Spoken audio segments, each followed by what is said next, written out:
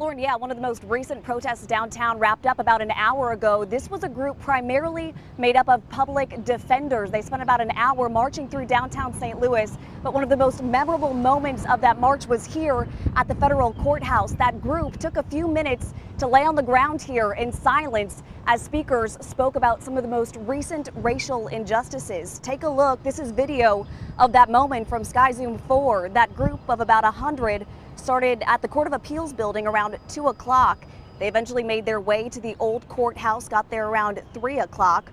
Organizers spoke about experiences unique to the Black community and even read some opinions published by courts in Missouri. Protesters were vocal throughout the march. Other than those few minutes they stopped to lay in silence. People we spoke with say this inequality is something they witness daily. I think the system is stacked against folks of color. It's stacked against the people who are trying to defend them. The Missouri public defender system needs way more resources than it has.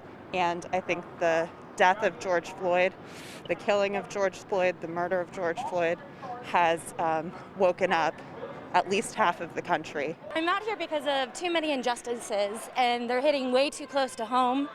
I have a niece who is half white, half black, and I just think it's really unfair that she has to live in fear more than her white counterparts. This was a shorter protest, being that it was in the middle of a work day. Lasted about an hour, but we're told this was part of a national movement and that protests like this one are also happening today in other parts of the country. Reporting live downtown, Emma Hogue, News 4.